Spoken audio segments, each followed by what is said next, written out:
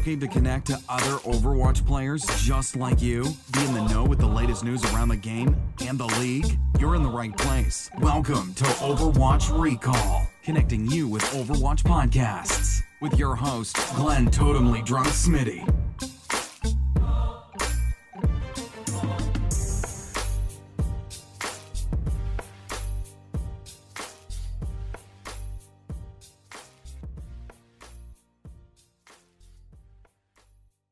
Hello everyone, and welcome to Overwatch Recall, connecting you to Overwatch podcasts and other content creators involved in the scene. Today is Saturday, December 1st. This is full release on Friday, December 7th, and today I am joined by a freelance Overwatch coach, Arek. So, Arek, thank you so much for taking the time out of your schedule. I know our time differential made things a little bit more difficult, but we found a time frame that works. How are you doing tonight? I mean, I was looking forward to it. If I have to be honest, I'm really looking forward to it because then we can talk about many different topics, and I can show with what I can say, we can possibly show what a lot of people actually forget about, that there are still people that could help out for free, like those freelance coaches you said. And I mean, I'm one of them, so maybe I'll be able to show you how does it work and maybe where you can find places that you can find those people to. Absolutely. So let's learn a little bit more about you as just, a general gamer and Overwatch player. Is Overwatch your first Blizzard title, or is this a company that you've kind of been following for, a little while at this point? To be honest, Blizzard is a company I maybe didn't grow up with, but I always looked at it. I myself was a console player in the past, so even though I couldn't really play many of these games, I knew Warcraft. I know that StarCraft was a thing, and I was really interested in that. I sometimes went to my friend to play StarCraft 2 because I really couldn't. I didn't have a PC by that time. But then, as I was, growing up, I got more systems, and I noticed Diablo 3 came out on console. I really played that. I really enjoyed that game. And then one day, I actually got my PC. So then I got into Hearthstone, into Overwatch, a little bit of StarCraft 2, but then my APMs are not that really good. And I can't afford that much time into that game. So yeah, but first of all, I started with Hearthstone. I tried to go into competitive YI part there, into those fireside gatherings around my city. It worked for a little bit of time, but then I said, I didn't really enjoy the RNG part of that game. And then Overwatch came out. So as I played Overwatch, a little bit more and more and more, it became my main game. And it's still my game up to that date. So I spent a lot of time playing it, and now with that knowledge I get, I'm going to use it to help other people. Thanks. Yeah, absolutely. And, a lot of people just don't really realize, how many resources are out there. A lot of people will... maybe they'll, just talk to their friends that they know within the game, maybe ask for some advice from, a higher rank player, but there are tools out there that people can use to help improve, and we'll talk about, some third-party type of things that have kind of gone against Blizzard's stance a little bit later. Mm-hmm. But in regards to your overall Overwatch experience, what do you play within the game? Are you a flex player? Do you have a certain role that you like to go to when you are playing? Okay, so when I started playing the game, that was actually when it came out, I was just experimenting, seeing what kind of role I like. But then it was also on the part where I want to play something that I really enjoy, like a cool hero. So then out of everything, I picked up Genji, which is also connected to the fact that I myself learned Japanese. I started learning actually when Overwatch came out. And surprise, surprise, the game had a Japanese language. So I switched up instantly. So the game felt a bit more into the character. And I really enjoyed playing by that time. And literally, starting 2 years ago, I still play in Japanese. And I can understand almost every call and everything in that language. And then that was my start. So then I was playing Genji, learning all other DPSs, learning how the game works, how I'm getting countered, what I can counter.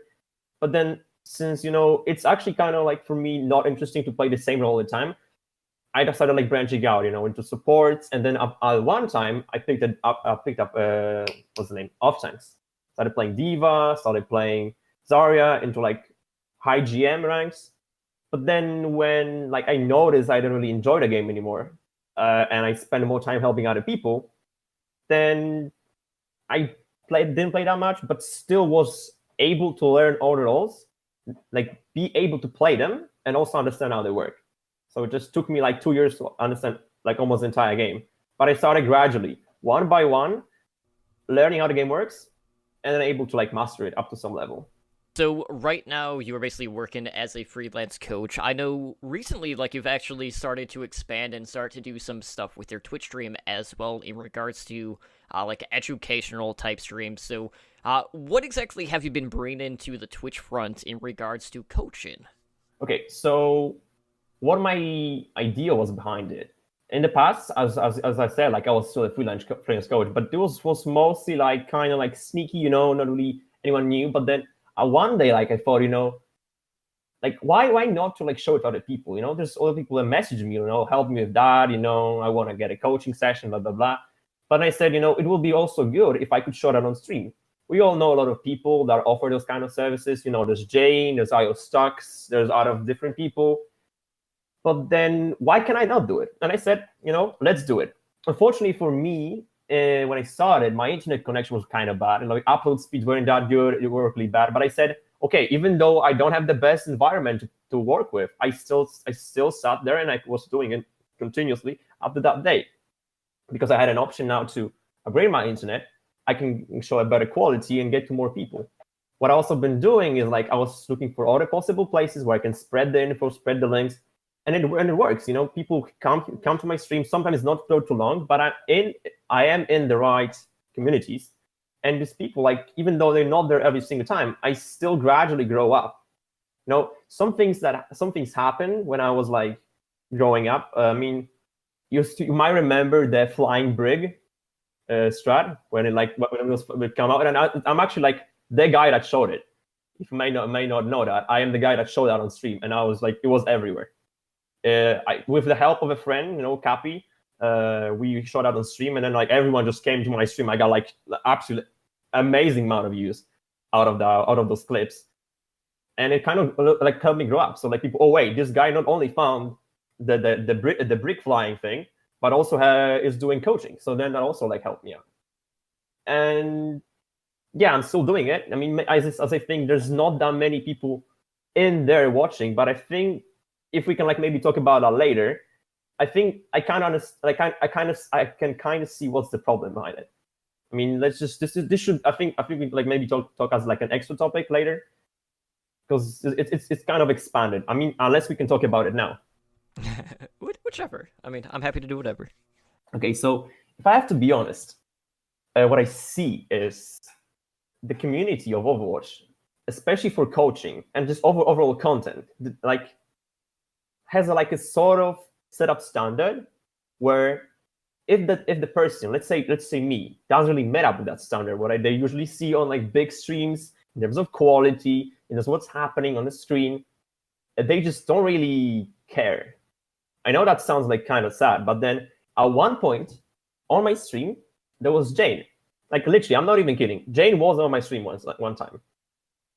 And he came in, like I was doing the thing that I call educational scrims. It was in a kind of different version in the past, where I was playing the scrim around 4K usually with my friends.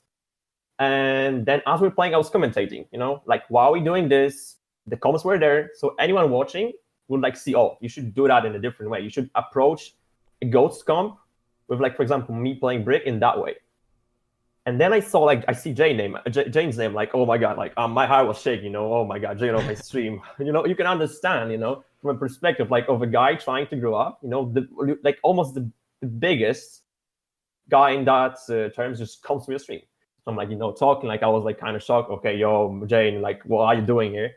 And then like as we're talking, like he asked what are educational scrims, and I explained that to him. And then like he said like, oh, that's pretty cool, nice content. And then I asked maybe you could check my content later a little bit more.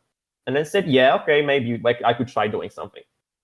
And then as I ended my stream, what happened was that I see a tweet from him, and he says that, are you a team trying to grow up or have coaching as you're playing? Message me on Twitter and maybe we can sort it out. And literally, as my stream ended, he made a tweet about what I was doing, and then he like took the idea and did it himself, without like any kind of credit. And that's what I wanted to like go towards, where people doesn't matter how good you are. If there's someone popular, may actually choose the popular guy. Like, it's kind of understandable, or the guy has like a lot of views, most likely he's really good. But then for a person like me, it gives me like a bigger difficulty level. Like, I'm still gonna be like dedicated and motivated, because that's what it's really important in terms of like growing up as a streamer, as a player in real life. It's really important. But then it kind of cuts my thing.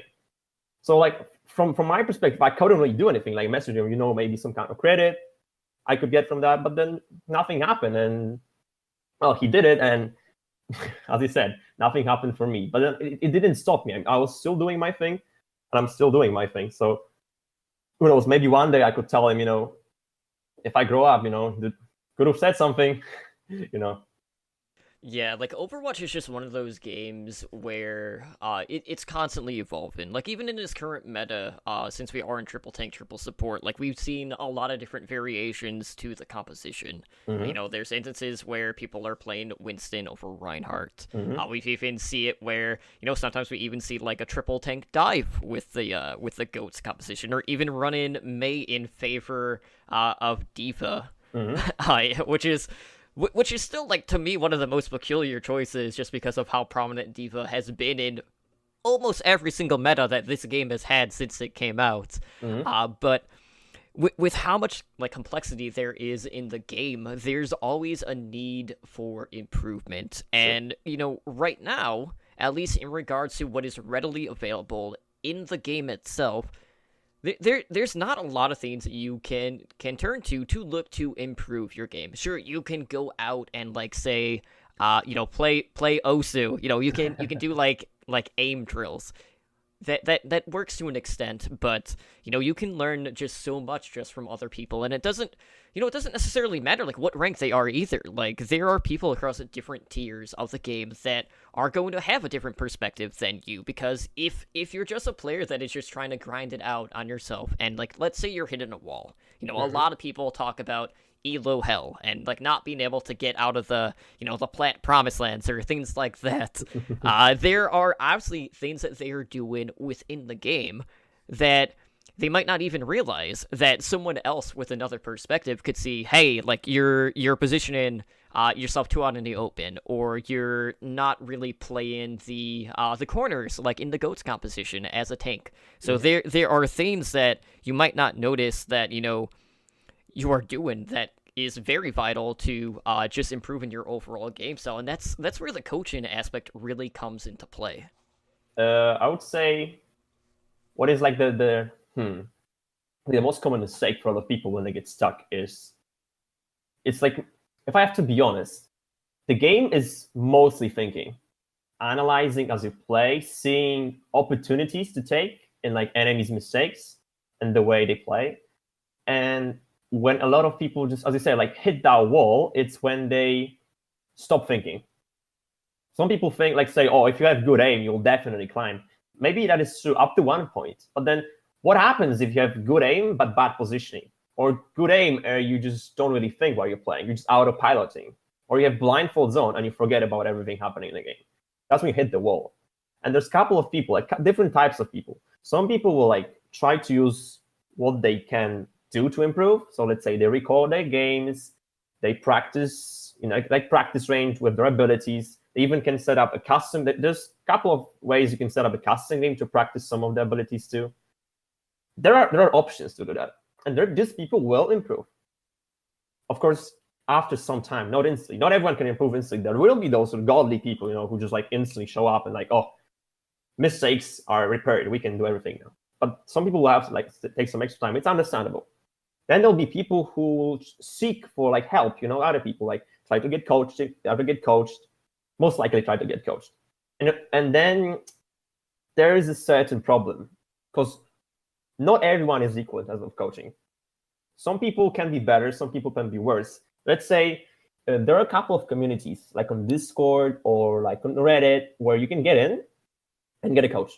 Sometimes it's free, sometimes it's paid. I can definitely tell about WoW's Bootcamp. I'm a part of that Discord and that community for like almost 1 year. And I see there's a lot of people there. Some are better, some are worse. And then as I was like growing up, I met a lot of different coaches. I met one from Norway that told me, some people will go to some coaches, they will listen to them, but what the coach says is actually has like no value. And then that player may listen to that person, do what he says, and then he still is stuck because what he got from that coach didn't really help him at all. So finding coaching is a really hard thing to do, in my opinion, because you can literally find someone that will fix your game instantly, or someone that will actually even put more mistakes in your gameplay. And that's also something I would like to branch out to, because there are certain people who are like pro players or very popular streamers, and they offer coaching too on like different sites, sometimes on stream, because they can. And let's say they do a coaching tag saying $25 per hour, I can offer you help. But then that's what I said. Like there was this one instance where I saw that on the stream of one streamer. I'm not gonna bring out names because there's no reason for it. But I saw that happening, and I'm like asking, without bashing the streamer, I think that there are people who could do the same for free, that have the right knowledge, the right way to process the info to the people for free. And then the guy told me that I'm either trolling or I have to be crazy. Literally, that someone could offer that for free.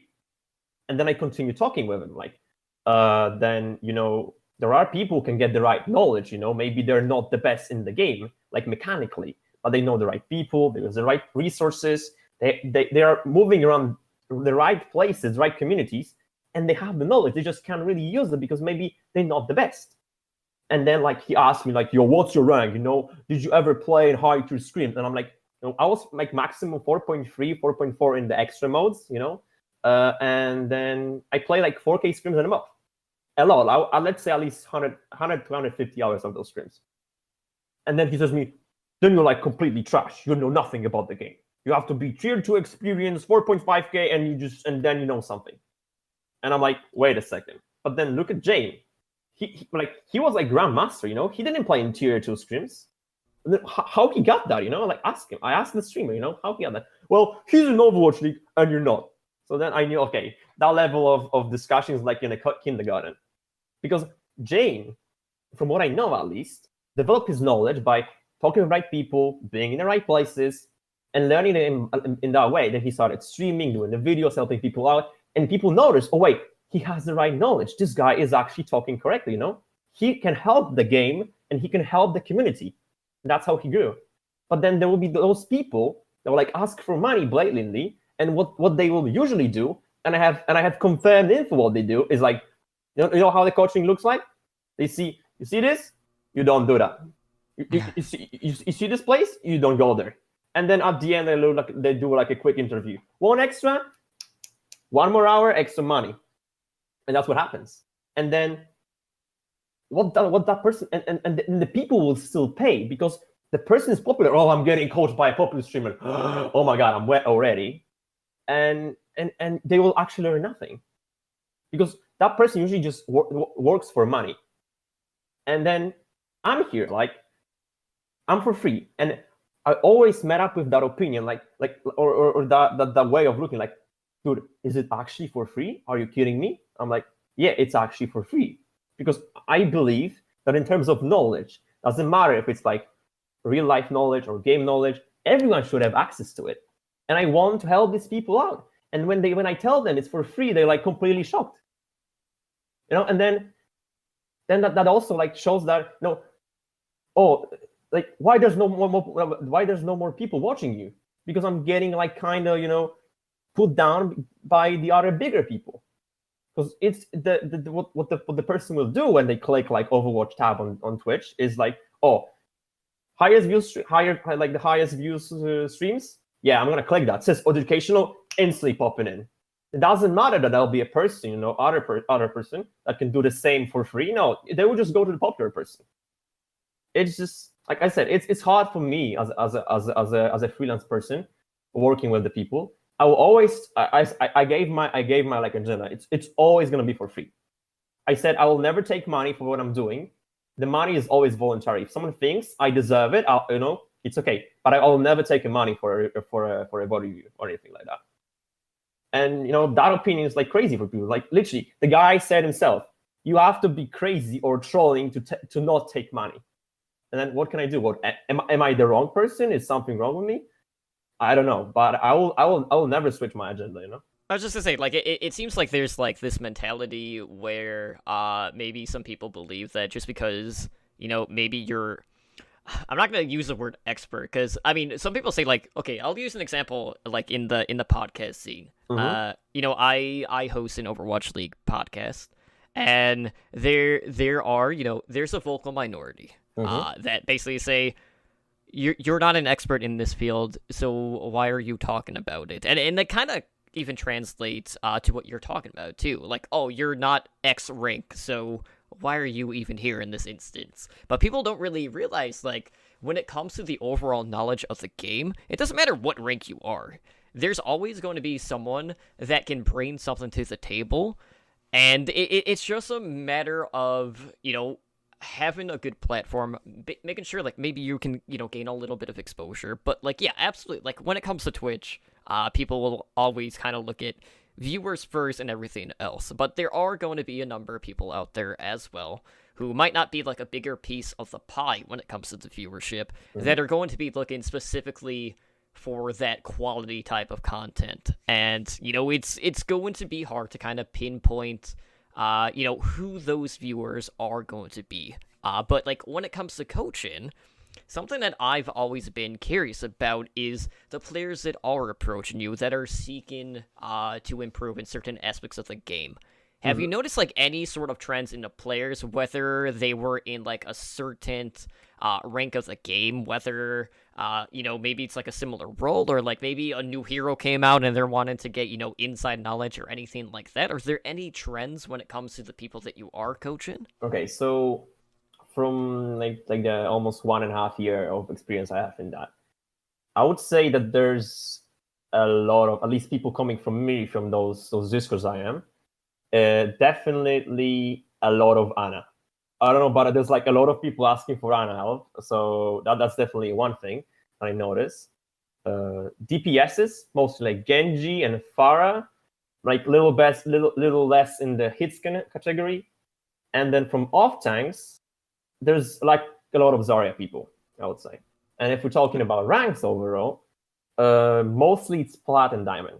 Barely any people that are like higher, and barely any people that are lower. I've been actually, there was a couple of people from like bronze area that messaged me, and for those kind of people, you need to I never experienced that gameplay. I mean, once I experienced that gameplay because I've seen how someone played like next to me in that rank. So like literally, I saw what was happening there, and you can just imagine a crazy like imagine you just open a zoo and you put all the animals in the city and they're just running around. It's complete chaos, and that's literally what happens in the bronze rank. I'm not even exaggerating. It looks really crazy. Kind of funny sometimes, but then, well, it just shows that the people are playing there. They're either just completely 100% casual. They don't care. Or people who have no basic understanding of the game. And then when these people come in, I need to explain them everything. Literally from start, what they need to do. And then I had some people that like said like, I'm in silver right now. It's getting better, People started growing, getting better. I know certain people like this, and they're like still messaging me, Oh, thank you, dude. Like they just show me what they're doing. It feels really good because that means that what I'm telling them and showing them is actually working. It's not just some like mambo jumbo, like, oh, I'm saying big words and that actually means nothing. Not really. It still goes to them, and they still get a lot out of this. So yeah, that's basically how it looks. Yeah, something too like that they recently introduced was the World Cup viewer. And from like a content creator's perspective, this could be a really huge tool for a lot of people because it seems like we are going to be having access to like player VODs essentially. Sure. Maybe it might not be it might be Overwatch League initially, because, it was World Cup, but hopefully, like, if you are playing the game, you'll be able to actually go back and replay your matches from, whether it's your perspective or literally anyone playing the game, but it's definitely going to give people more access to VODs overall. I would How do you say, see... Yeah. How do you... How do you think that's going to kind of like impact what you're doing right now when it comes to coaching? I would say that when it came out, I was absolutely like kind of stunned how well it's done. You can pinpoint almost like literally everything there. Like I spent some time like actually analyzing some of the games, and you can literally pinpoint every single thing that kind of felt that the team. For example, I was watching the UK versus USA team, where we know that USA kind of really did not play their best, and I was finding those like literally particular things that caused the team to lose. In that instance, it was the first game on Ilios that UK unfortunately lost. There was this one moment when some small mistakes happened from sides of one player, and that caused the team to lose the point and then lose the round. And I was able to do it, like literally going second by second, stopping and seeing every possible angle, and then you can just literally point everything out. And the second, if it comes out for everyone, this will mean that there's going to be a massive improvement in a lot of people's plays. Because first of all, they can see everything that happens around the game. You can freely move around, see every positioning mistake, anything. You just literally everything. You can see everything. So when people will be able to get in touch with that, you can do a lot with them. And I would say, like from my perspective, right now there's like barely any tools to work with. Like I can take a VOD, but it's recorded by someone. If we're talking for like a player VOD, it's going to be from first person perspective. So we can't really see everything that happened in that game. I can talk only about so much there, but I'm still going to miss a lot. Then if we're talking about like team VOD reviews, then, you know, that depends on the person recording. Because one person will have a better angles, will allow me to see more, but then someone else, not really. And also, we can't forget that what we're seeing in terms of like team VOD reviews is only like a bird's eye view. I can't really see every cooldown they use, if someone had like 0 ammo or full ammo, or the chart or Zarya cannon was smaller or bigger. I can't see that. I can guess it by how the game looks and the audio cues, but it's still not going to be enough. And this tool will be really good right now, because if we have like the reviewing / analyzing tools, you have visor.gg, and it's the not the app, but the website. It is good. It allows you to watch with someone, but it's really laggy, and it's really in an overall view, it's not really the best. Then you have flow feedback, which is, I would say, kind of better looking, but then what happens there, you can't watch with someone else. So if, like, for example, I want to show it on stream, there's always going to be a delay. And it mostly works for adding those notes and drawings. It is good too, but then it's still not enough. There's no like this golden circle, you know, the perfect thing that would work for both of the sides. And if this thing comes out, it will actually be it. If it will also allow you to record those things and like put drawings on it, then, I mean, this is going to be the best tool to work with right now. Because this game is lacking a basic VOD reviewer, or like just overall rewatching your game system. Like in CSGO, we have it. From what I know, in League, there is also a thing like this. And it's been since like really long time. And it's like a staple right now for competitive games, to be able, with the game, to rewatch your own gameplay, see what you've done bad, and fix those mistakes. And Overwatch is really lacking that right now. There's nothing like this, and you need to work with what you have. As I said, you can only pull so much out of this, but there's still be a lot of things that you'll miss eventually, unfortunately, too. Yeah, and you're basically just working off of the information that you have at hand. Yeah. And right now, when you just look from your perspective, like there's going to be a lot of things that you're going to miss. Mm-hmm. So I'm really hoping that this World Cup viewer is just going to be baseline, not only just for the game in itself, but also, you know, expanded into esports, so you can get that bird's eye view for Overwatch League. You know, I don't know if they would necessarily implement it for, like, Overwatch Contenders and the Path to Pro scene, just because of, you know, how much attention Overwatch League is getting right now. But I feel like just across the board, like, it opens up so many new doors for content creators, whether it is coaches, you know, even casters themselves could, like, practice, you know, just a game without having the commentary behind them. Sure. Or you could have someone trying to learn how to be like an esports observer, which is another like massive tool as well. There's just so many different things that you'd be able to do with this World Cup viewer as soon as it expands, and I'm hoping like it's right around the corner. It really feels like it's time that, you know, we're gonna have access to such a vital tool that can help improvement just for really everyone. Like, it's so large scale, and you know, this has been something that Overwatch has needed that they just haven't had, because yeah, you brought up, you know, a couple other games. Like, I know even like Heroes of the Storm, you know, you can replay you know, your games as well. Like, it's already in other Blizzard titles, but not in Overwatch yet. This kind of shows that, you know, even though like I consider Overwatch as a really, really good game, but as we all know, especially lately, there's a lot of problems happening.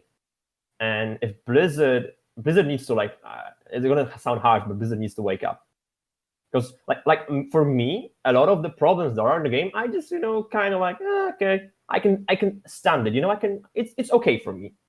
I can stand a lot in terms of like IRL stuff, and when I'm playing, I might get irritated, but then okay, whatever. It's just a game. When I continue playing, when I focus on improving, playing the game, playing the objective, going for the win, because that's how my brain works. But then you have different people that really don't have sorry, you're setting? Okay. They don't have such a mentality to play the game like that. And then that's when you meet up with all those opinions. Oh, Doomfist is broken. Oh, Brig, please fix. Like, delete Brig movement. It's, to be honest, like, I sometimes say certain stuff. And for example, I said that Doomfist is not OP in a couple of places. Mm-hmm. And then I was like, man, oh, dude, you are crazy. What are you talking about? He can come in and kill 5 different people. But then that opinion comes from a majority of players. And it's the casual players / the lower rank players. And they are not really that aware of the fact how to counter Doomfist.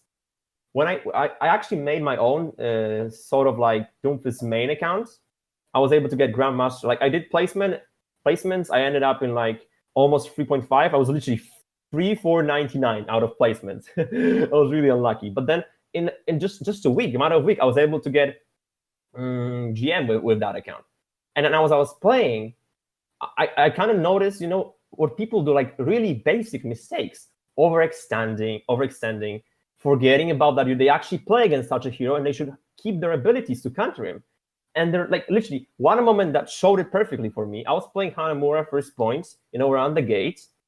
And then a guy overextends past the gate. He shouldn't really. I kill him with a right click, and then I see a comment, oh, Doof is broken, fix.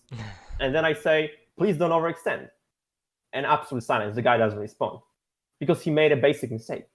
It's the same thing that happened with Rodog in the past, where the combo hook and just him shooting the scrap gun was like almost instantaneous, and then the hook that was, you know, like a homing missile, you know, picking the right targets like around 3 different walls. You know, that was kind of crazy. Okay, I can admit that. But then the combo was picking up people out of position usually, and what happened? You know, backlash. You know, oh my God, the Rodog is broken. Please fix it. And where that opinion come from? From the majority of people, where that was casual people and the lower end people. So now we meet up with a really problematic situation. How Blizzard is going to handle the game? Is it going to improve it in a way that is going to bring tools for like the better people to play the game normally, or are they going to cater more for the casual part, where they're going to just nerf certain heroes, you know, add the heroes that don't really have that much of a skill gap? It's just something that Blizzard needs to work on and specify what they need to do with the game right now, because it's in a really shaky form. Like I said, for me, I don't really care, you know? It's okay. It's fine for me. But for a lot of different people, it may be problematic. So adding a way to watch your own games, definitely a very good thing. Let's just say, what I would say could fix the game. That would be one of those things. Having some kind of a guild system, community system in the game, where you can, you know, find different people and, you know, just maybe socialize a bit more. That would also be really cool. But then what they need to do is to fix, like you say, oh, how do we fix ranked mode? What I say, and like that's also what Jane said, in my opinion, is in a lot of moments, ranked mode is just a solo queue experience, mostly.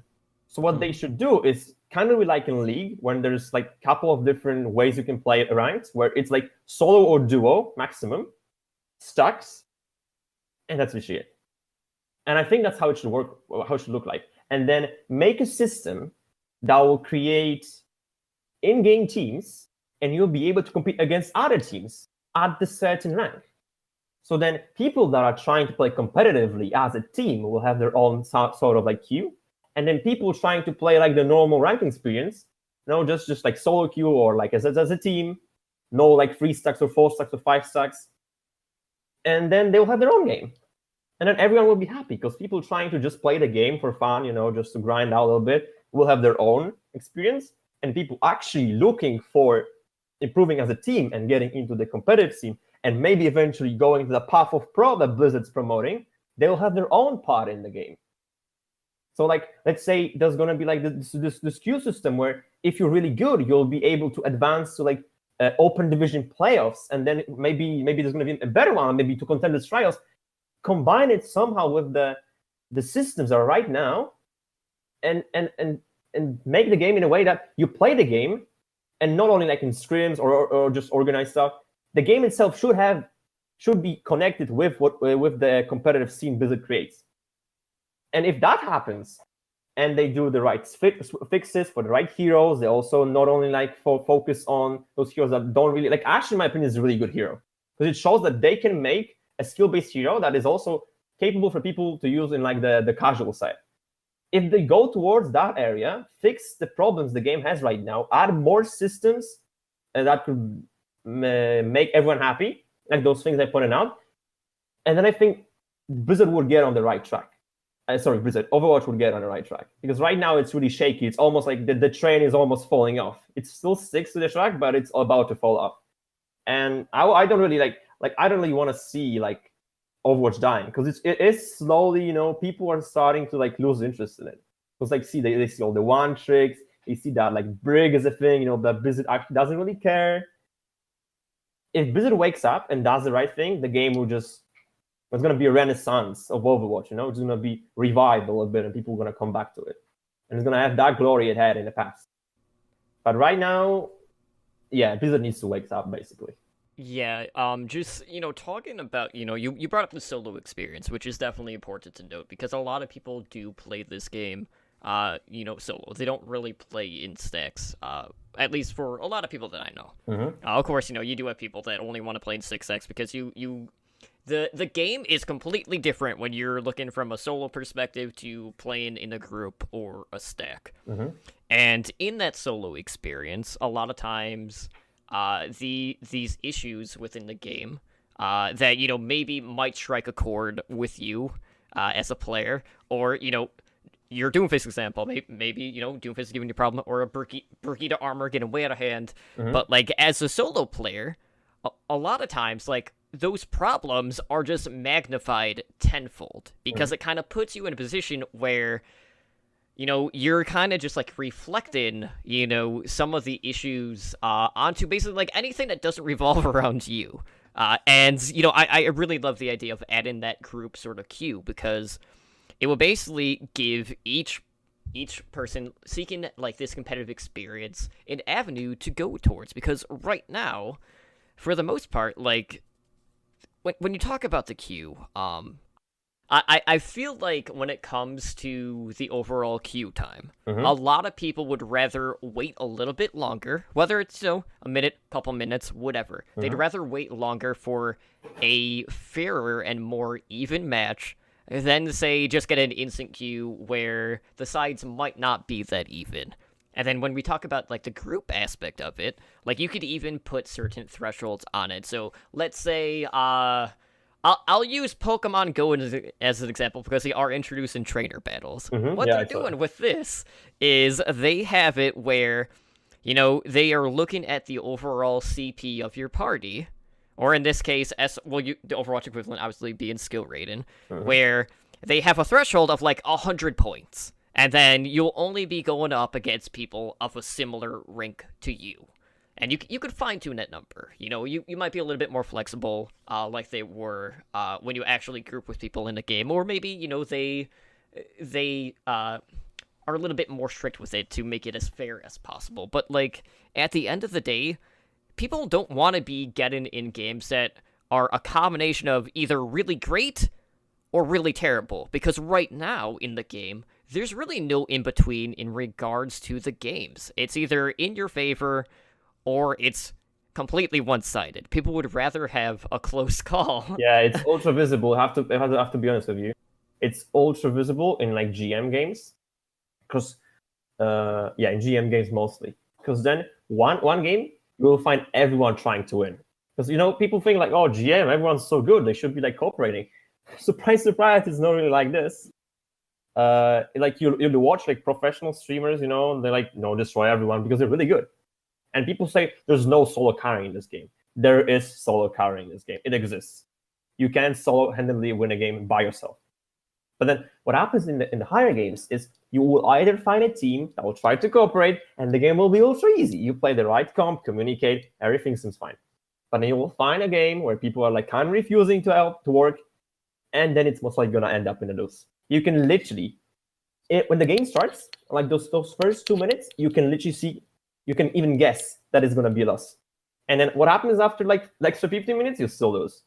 So and like in lower ranks, it's even worse, because there are people just, their mentality is weird. Sometimes you will find those, like genuinely, you'll find people trying to win, working out, like and that shows that those people have like extra experience. So they play scrims, they got coached, they watch content, they're trying to play like a proper player, and you can see that completely.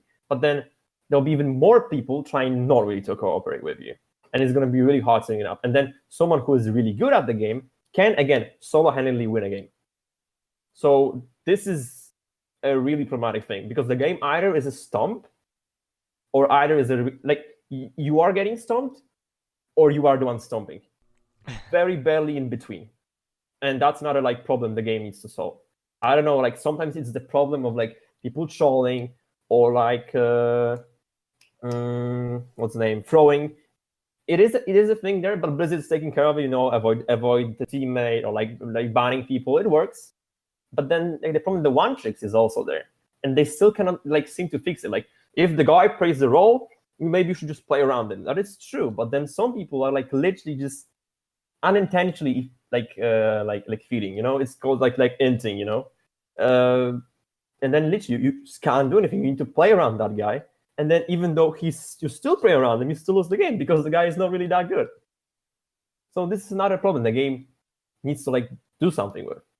Because that experience can, for some people, if you are stomping someone and happy face, everything's working correctly, I feel really good. But then if you're the one getting stomped and you're trying to, bring those people towards your side, work with me, get into voice chat, please make a comp, switch something, try to counter the team, and they just you just hit the brick wall, and you can't do anything, then I can understand that experience not being really that fun. And that's what, kind of brings people away from the game. And I feel like too, I know some of my friends are guilty of doing this as well. When they are playing competitive, a lot of times they do some very long sessions, and there have been several cases where the night's not going their way on ladder, and they continue to try to push with this grind despite being on a sort of losing streak.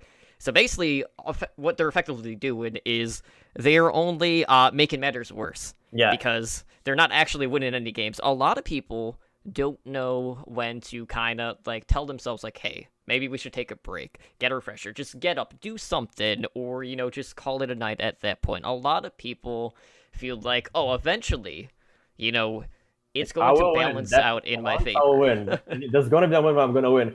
I can definitely kind of feel that, because I used to be like that. My mentality, I have to be honest, was kind of bad in the past. Even though I was still playing, 4.3K, I was working good, my mentality was kind of bad. It switched right now. It's definitely much better, but I had that problem. The thing that you said, when people just play and they think they're going to win, if I'm not wrong, there's a thing called a gambler's paradox, where your brain thinks that you're going to win, you're capable of winning, but your mental state is in such a bad state, there's no chance you're going to win. And you're going to continue playing, thinking, one more game, I'm going to, get it back. and it just doesn't happen. And what to do to fix that, in my opinion, is just as I said, getting a refresher, stop playing. There's like this rule that I will recommend to everyone: 3 games lost, you see that it's not working for you, you see that you can't really gather your focus, stop playing, go for a walk, play something else, chill out, watch YouTube video. Like what I sometimes do is like I watch the dunk meme compilations and just have a good laugh, and then, well, okay, my brain's reset, coming back, oh, now I'm winning. That should happen for a lot of people, and people just forget about it. They get stuck in that sort of like tilted mentality and that gambler paradox mentality. They'll continue playing until someone tells them, guy, dude, stop playing, reset. It's not worth it. You're just going to get worse and worse. And either there is going to be someone that's going to say that, or the player needs to be aware of the fact and just open their eyes and wake up.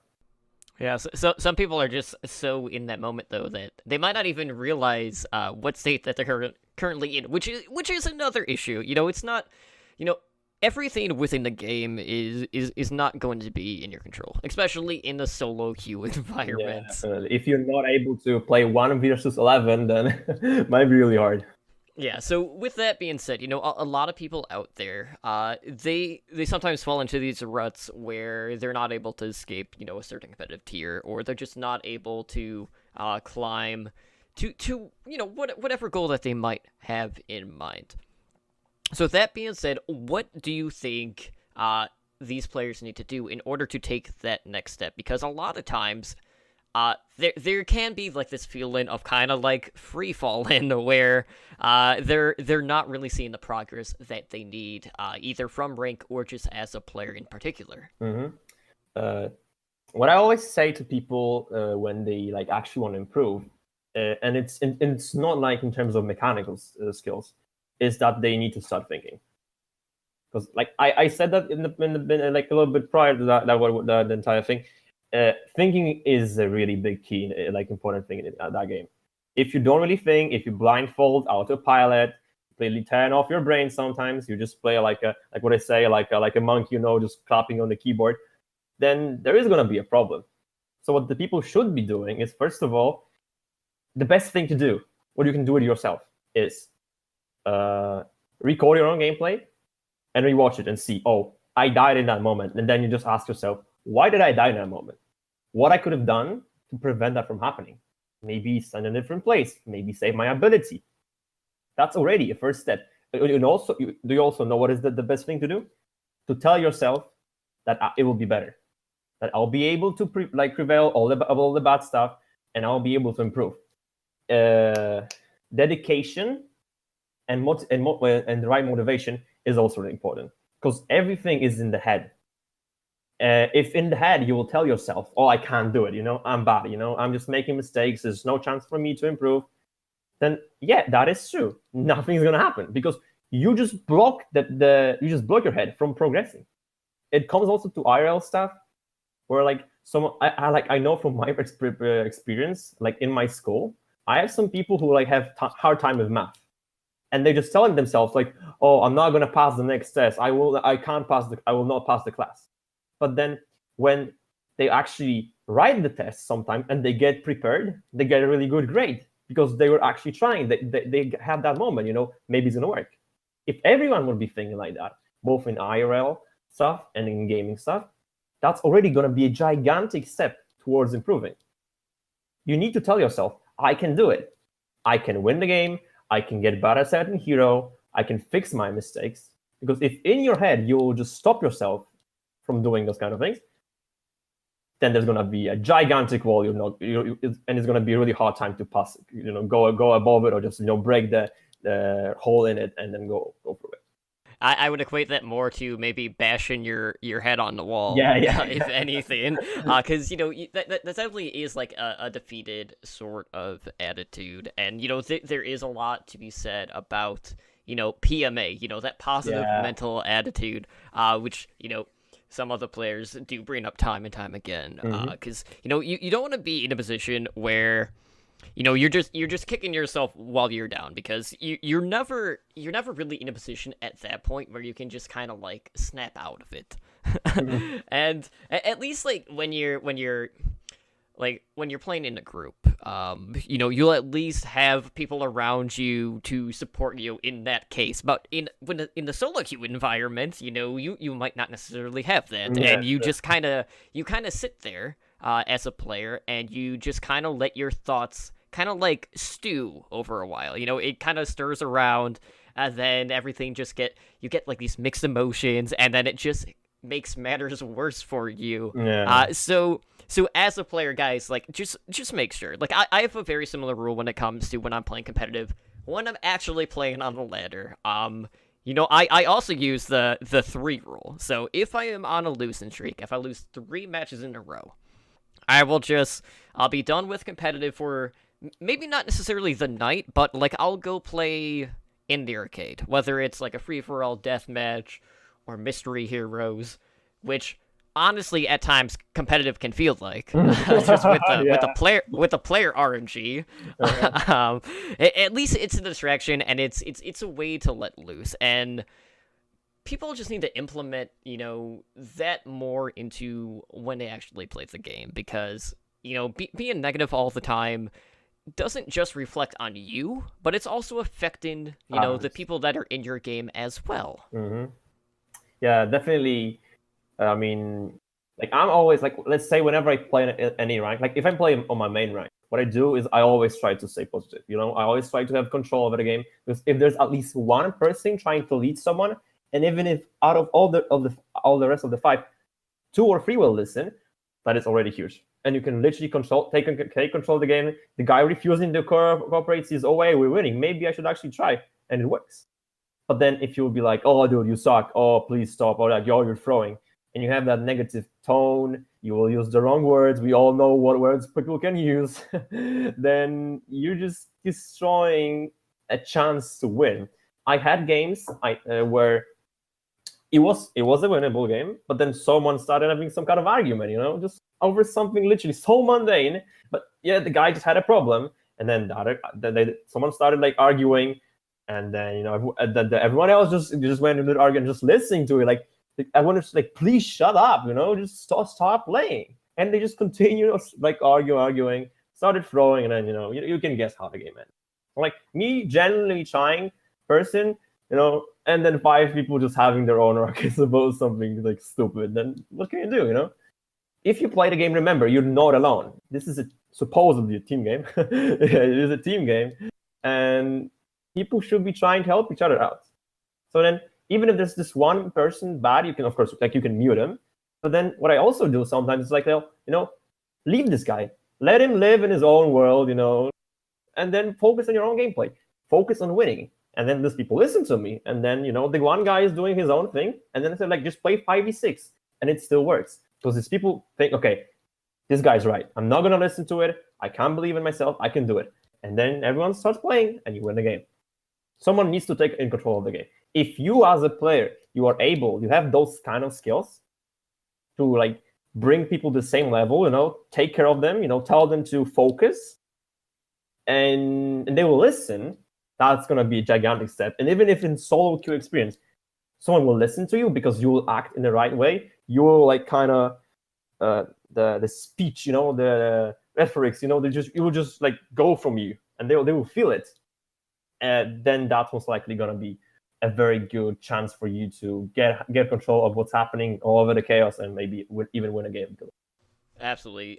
So I know we are running a little long. So if someone out there is looking at getting coaching from you, how would they go about doing that? So where can people like reach you, whether it's social media, your Twitch channel, if you have like a website set up for things like this? Okay. How can our listeners reach you, Arek? Okay, so definitely what I do, definitely on my stream, twitch.tv/Arek2597 is the same thing as my username. I'm there usually at least 5 times a week. And as I'm streaming, I always say, there's a schedule under my stream. I always update it on Sundays, CET time, but it's still Sunday. And then when I have time, you can input yourself there, put a comment, message me on Discord, and then we'll set up everything. Then another thing that I would like to use more a little bit in the future, in the coming future, is Twitter. Also, same name in Twitter. I can even look at it right now. Twitter, and it says Arek2597, same thing. I have open DMs, so if anyone has a question, anyone has to offer something, anyone wants to talk even with me, I'm here to help out. On my stream also, if someone is really like not into a coaching session, but he sees me, talking about something, I can answer any questions. If anyone has something in their mind and they want to talk with me, I will always try to give my opinion and help them out. Yeah, so that's basically all the places where you can reach me out mostly. Fantastic. Well, Arek, thank you so much for, taking time out of your night to sit down with me and talk all about coaching. Not only coaching, but really player mentality in the game, because that also goes a long way from just being coachable as well. Yeah, sure. So if you guys want to get coaching out there, please get in touch with Arek, because, you're always looking to, reach out to more people. So with that being said, guys, we're going to call it here, and this episode, again, will be... it should be up. We got a lot of stuff going on, a lot of interviews lined up, but we will see you guys back next Monday. All right. Have a good night. Thank you. Thanks so much for listening to this episode of Overwatch Recall with Glen, Totemlydrunk, Smiddy. For more great content and to stay up to date, visit OWLNshow.com and on Twitter @OWRecall. We'll catch you next time.